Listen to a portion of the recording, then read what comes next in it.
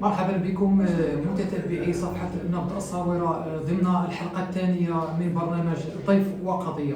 من خلال هذه الحلقة نستضيف الأستاذ توفيق أحلي، الكاتب الإقليمي للشبيبة العاملة المغربية لإقليم الصاورة، والقضية هي إشكالية غياب مؤسسات تحتضن المواهب والمبدعين الشباب بمدينة الصاورة.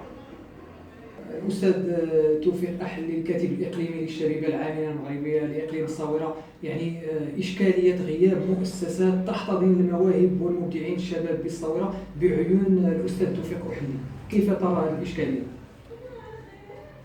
شكرا جزيلا على طرح هذا الإشكال وهذا السؤال. أولا في البداية أود أن أقدم لكم جزيل الشكر والامتنان باسم الشبيبة العاملة المغربية إلى منبركم المحترم نبض الصاورة، الذي يعالج ويناقش إعلاميا مثل هذه المواضيع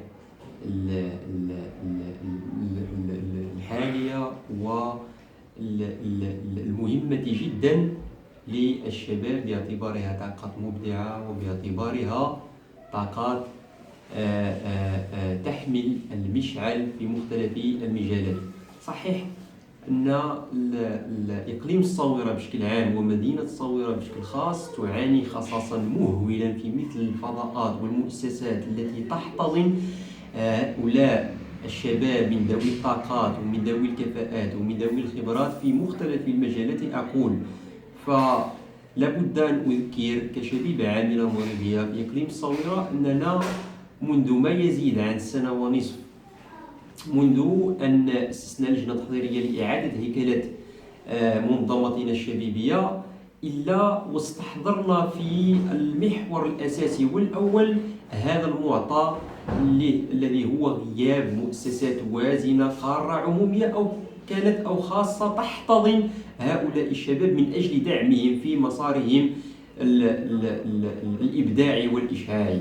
فقمنا بفتح نقاش حقيقي جاد ومسؤول مع مختلف الفاعلين، خلقنا نقاش مع المثقفين والأدباء، خلقنا نقاش جاد ومسؤول مع الرياضيين واحتضناهم ودفعنا بعدد كبير منهم نحو السكة الصحيحة، وفتحنا نقاشا أيضا مع فعاليات المجتمع المدني، فتحنا نقاشا أيضا مع المؤسسات المنتخبة الجادة والمسؤولية، ولقى مشروع الشبيبة العاملة صدى طيبا عند مختلف الفئات التي فتحنا معها هذه النقاشات الفكرية والحوارية. فخلص هذا المشروع الذي اشتغلت عليه الشبيبة العاملة المغربية لما يزيد عن سنة ونصف إلى خلاصات وتوصيات، من أهمها التي رفعناها وسوف نقوم بنشرها للعموم هي وسوف نقوم بتقديم مذكرات في هذا الخصوص إلى المؤسسات العمومية والخاصة التي تشتغل في هذا المجال، على أساس وضع برامج تنموية حقيقية تضع في صلب اهتماماتها الشباب من ذوي، كما قلت، من ذوي الإبداعات، والشباب من ذوي الخبرات والكفاءات في مختلف المجالات، في المجال العلمي، على أساس خلق نواة جامعية أو جامعة متعددة الاختصاصات تحتضن أبناء المنطقة والمناطق المجاورة، كذلك مؤسسات ثقافية اللي ممكن أن تحتضن الإبداعات الثقافية للشباب في هذا الخصوص. وكل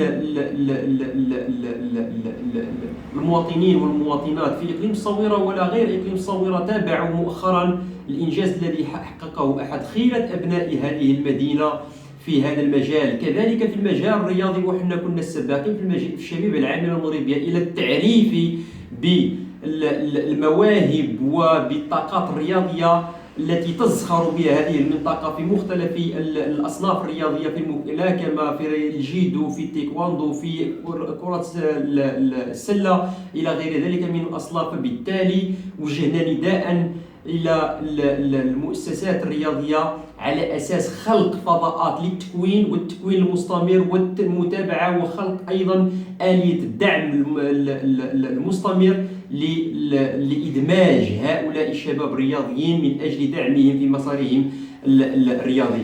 كذلك من بين ما خلصنا إليه هو خلق المؤسسات الفنية تحتضن المواهب التي تشتغل في المجال الفني والمواهب التي تشتغل كذلك في المجال المسرحي. وهنا لا بد أن أشير بأنه الشبيبة العاملة المغربية منذ التأسيس ديالها في سنة 1957 في 24 فبراير تخرج من رحمها مبدعين وأطر وكفاءات بفضل البرنامج التكويني والتأطيري الذي باشرته منذ تأسيسها. لابد أن أشير هنا وأذكر مثلا فقط ببعض الرموز منها، فمثلا المرحوم طيب محمد الصديقي، منها كذلك حسن الصقلي، عبد القادر البداوي، عبد الصمد الكنفاوي، والناقد الشهير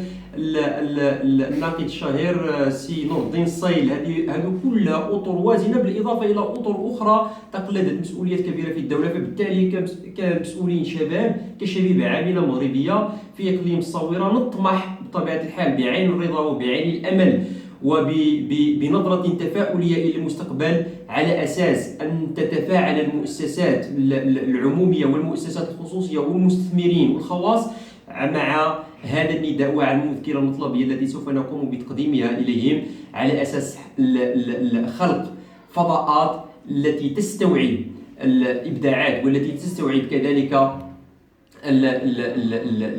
تستوعب كما قلت كذلك الإبداعات والمواهب ديال الشباب والشابات في مختلف المجالات. وشكرا جزيلا لكم في نبض الصويرة على طرحكم لهذا السؤال، وعلى أيضا لتناولكم لهذا الموضوع الهام جدا. ونتمنى لكم في شبيبة العاملة المغربية بمسيرة إعلامية متميزة يكون قوامها الحيادية والإبداع والتميز في التعاطي مع مختلف القضايا المصيرية في المجتمع. شكرا جزيلا. في ختام هذه الحلقة من برنامج ضيف وقضية اللي كان الضيف ديالها هو الأستاذ توفيق أحلي، أستودعكم في رعاية الله وإلى حلقة جديدة وضيف جديد وقضية جديدة أيضا. دمتم في رعاية الله وإلى اللقاء.